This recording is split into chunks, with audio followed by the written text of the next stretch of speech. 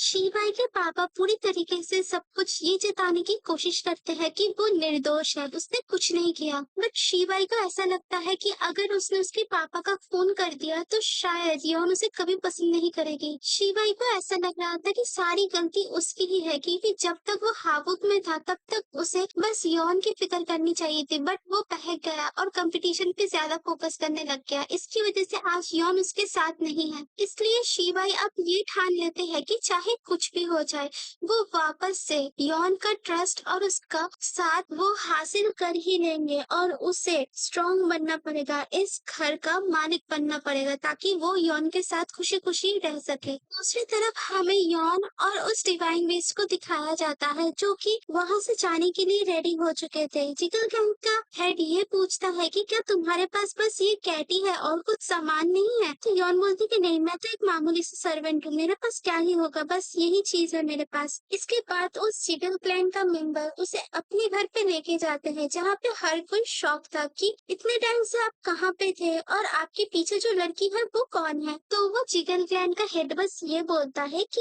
ये यौन है और आज से ये मेरी न्यू स्टूडेंट है और अब से ये हमारे साथ ही रहने वाली है। बाकी सब थोड़ा बहुत विवाद तो करते हैं, बट वो हेड सबको संभाल लेते हैं और सबको यौन बहुत ज्यादा पसंद भी आती है, इसलिए सब लोग यौन को एक्सेप्ट कर लेते हैं। यहाँ पे एक और लड़की थी जो ऑलमोस्ट यौन की एज की ही थी और वो कहीं ना कहीं यौन की तरह ही दिखती थी। उस घर की लड़की और उसका एक बड़ा बेटा भी था जो कि यौन के साथ स्टार्टिंग से ही घुल मिल गया था। अब यौन बस इतना सोचती है कि यही मेरी नेक्स्ट फैमिली है और इसके साथ रह के मैं एजुकेशन और बेसिक चीजें सीख लूंगा। तो जब मैं शिवाई के पास वापस जाऊंगा तब शायद मैं शिवाई के पास खड़े रहने की लायक बन पाऊंगी। स्टोरी के आगे हमें दिखाया जाता है कि टाइम ऐसे ही बढ़ता रहता है। यौन उस जिगल क्लैन के अंदर अच्छे से घुल मिल जाती है। वहाँ की एजुकेशन या फिर मार्शल आर्ट जो भी कुछ बोलो वो ध्यान से सीखते रहते हैं। जिगल क्लैन का जो हेड मेंबर था वही बहुत स्ट्रिक्ट तरीके से यौन को एजुकेशन की शिक्षा देते थे। यौन का मोटिवेशन बस एक ही था कि उसे शिबाई के लायक बनना है, इसलिए वो हमेशा से पढ़ाई लिखाई में भी और बाकी के काम काज में भी बहुत ही ज्यादा अच्छे से परफॉर्मेंस करती थी, ताकि उसे आगे जाके कोई प्रॉब्लम ना हो। टाइम बीतता रहता है और यौन अब 18 साल की हो चुकी है। यहाँ पे जिगल क्लैन के जो हेड थे वो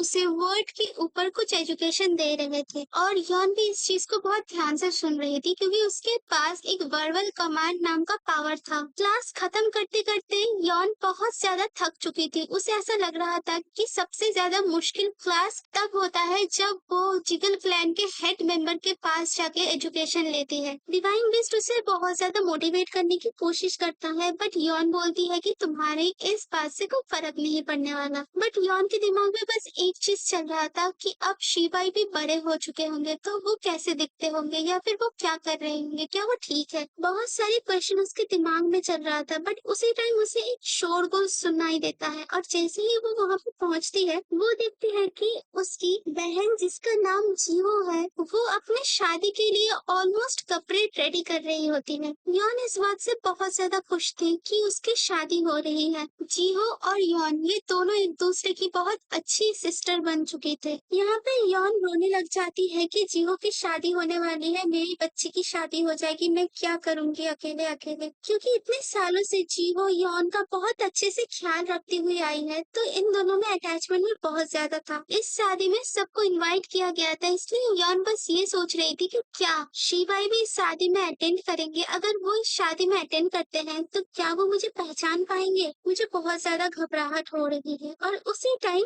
वो उसके भाई के साथ एक लड़की को देखती है और ये लड़की ना बहुत ज्यादा खूबसूरत थी। यौन जाके उससे बात करने की कोशिश करती है और उस लड़की को ग्रीट भी करती है। यहाँ पे वो लड़की ये बोलती है कि उसका नाम रियो है और ये सुन के यौन को ये याद आता है कि रियो नाम की ये लड़की जो भी थी ये इसी स्टोरी की मेन प्रोटैगनिस्ट है और रियो सच में बहुत ज्यादा खूबसूरत लड़की भी थी। रियो एक गेस्ट की तरह उन लोगों के घर आई थी, इसलिए यौन उसे एक लग्जरी कमरा दिखाती है, जो कमरा देख के रियो बहुत ज्यादा खुश हो जाती है। यहाँ पे यौन कहीं ना कहीं बहुत ज्यादा कंफ्यूज थी, क्योंकि उसे ऐसा लग रहा था कि स्टोरी सच में बदल चुकी है। रियो मेन प्रोटैगनिस्ट थी, उसका काम था कि वो अभी चैन डेनमार्क के साथ होगी, बट वो यहाँ पे क्या कर रही है और स्टोरी में क्या ही बदल गया है जो उसे नहीं पता। दूसरी तरफ हमें रियो को दिखाया जाता है जो कि सीक्रेटली कुछ मैसेज किसी को भेज रही थी। अब वो दिन आ जाता है जब शादी का टाइम होता है। यहाँ पे यॉन बहुत ज्यादा रो रही थी क्योंकि उसकी बहन की शादी हो रही थी। इससे डिवाइन बीस्ट उसे बहुत कुछ बोलने की कोशिश करती है बट यॉन सुनती नहीं है। तो डिवाइन बीस्ट ये बोलते हैं कि मान लो अगर तुम्हारे सामने सी बाई आ गए तो तुम ऐसे ही रोती रहोगी क्या? तो तुम थोड़ी देर चुप नहीं रह सकती बस? तो यॉन को लगता है कि अरे हाँ, सभी गेस्ट तो आ चुके हैं तो शायद शीबाई भी आए होंगे, इसलिए वो हर जगह शीबाई को ढूंढने की कोशिश करती है बट उसे मिलता तो कोई नहीं है। बट शीबाई के पापा जरूर दिख जाते हैं।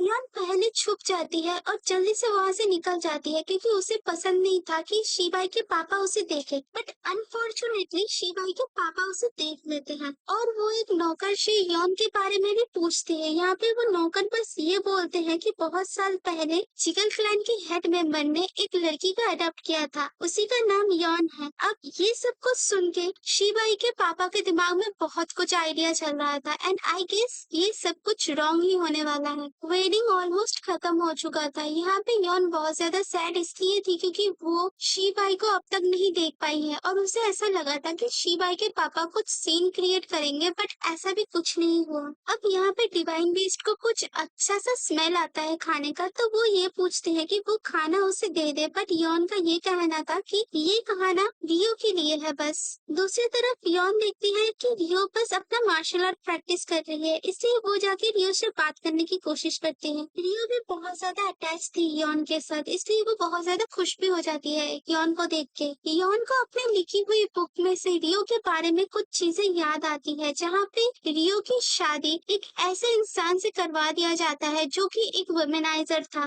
रियो ने शादी करने से मना कर दिया, इसलिए उसके फैमिली मेंबर ने उसे टी में जहर मिला के दे दिया ताकि उसे स्लो पॉइजन में डेथ हो सके। बट रियो उस सिचुएशन से सरवाइव कर जाती है और अपना घर छोड़ देती है और उसी माउंटेन पे चली जाती है जहाँ पे चैन डेनमार्क प्रैक्टिस कर रहे होते हैं। अब उसी माउंटेन पे चैन डेनमार्क और रियो की लव स्टोरी शुरू हो जाती है बट अभी के लिए ऐसा कुछ भी नहीं था। इसी बात पे यॉन थोड़ी सी चिंता में थी कि एक्चुअली में हुआ क्या है। यॉन रियो से ये पूछती है कि शादी तो खत्म हो गया है तो क्या तुम भी चली जाओगी? रियो बोलती है कि देखो जाना तो मुझे पड़ेगा बट फिलहाल के लिए मेरा जाने का मन नहीं है, इसलिए मैंने सोचा कि मैं थोड़ी दिन रुक जाऊँ तुम्हारे फैमिली के साथ। मुझे अपनी फैमिली के पास जाना ही नहीं है, अगर मैं वहाँ पे जाऊंगी तो मैं उनका कत्ल कर दूंगी। ये सुन के यॉन बहुत ज्यादा शॉक थी और उसे ऐसा लग रहा था कि इतनी मासूम सी लड़की ऐसी कैसी बन गई। बट जाने दो, फिलहाल के लिए जो भी कुछ है वो बहुत ज्यादा सही है। इतने टाइम के बाद रियो को ये दिखता है कि यॉन अपने हाथ में कुछ खाने के लिए लेके आई है, इसलिए वो डायरेक्टली पूछ लेती है क्या मैं ये खा सकती हूँ? तो जैसे ही रियो उस चीज को खाती है उसे वन साइडेड लव हो जाता है उस डिश के साथ और वो बोलती है कि क्या मैं ये सारी खा सकती हूँ? तो यॉन उसे बिना देर किए सब कुछ दे देती है और बोलती है कि अगर तुम्हें कुछ चाहिए होगा तो मैं तुम्हें वापस से बना दूंगी। इसी टाइम वहाँ पे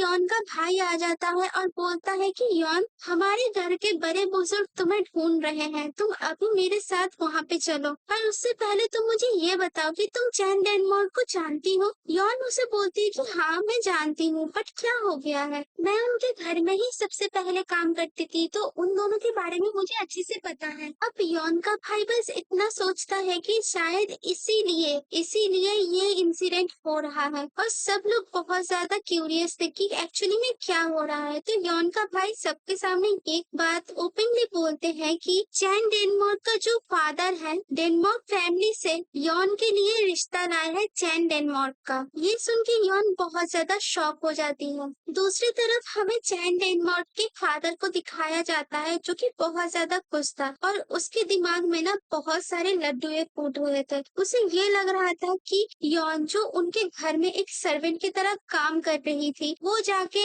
एक बहुत ही मशहूर फैमिली के अंदर एडॉप्टेड डॉटर बन चुकी है और एक नोविन लड़की भी बन चुकी है। तो अगर उसकी शादी चैन डेनमार्क से करवा दिया जाए तो शायद डेनमार्क की जो बागडोर है वो फिर से पकड़ सकता है जहां से उसके बेटे ने ही उसे निकाल दिया है। अब उस इंसान को ऐसा लग रहा था कि चैन डेनमार्क जो कि उसका बड़ा बेटा है वो कभी भी उसकी बातें अनसुनी नहीं करता है। बट प्रॉब्लम ये है कि शिवाई को पता ना चले कि यॉन अभी भी जिंदा है और वो जिगल क्लैन के पास है। तो वो इस चीज को हाइड करने की और रिश्ता पक्का करने की ठान लेते हैं। दूसरी तरफ हमें जिगल क्लैन के हेड को दिखाया जाता है जो कि बहुत ज्यादा गुस्से में था। उसे ये शादी बिल्कुल मंजूर नहीं थी और डेनमार्क क्लैन के साथ तो बिल्कुल भी नहीं, क्योंकि यॉन उसी के यहाँ सर्वेंट का काम करती थी। बट इन सारी बातों से डिवाइन बिस्ट को कोई फर्क तो नहीं पड़ता है। बट जीहो के पापा बस इतना बोलते हैं कि हमें अगर कुछ भी करना है तो हमें सावधान रहना चाहिए, क्योंकि डेनमार्क फैमिली भी बहुत ज्यादा ताकतवर है। और उस इंसान को कहीं ना कहीं ये लगता है कि यॉन उसकी बहन की तरह दिखती है जो बहुत सालों पहले लापता हो गई थी और अभी तक घर वापस नहीं आई। तो इसी चीज की खातिर वो इंसान भी चाहते हैं कि यॉन को वो प्रोटेक्ट करे।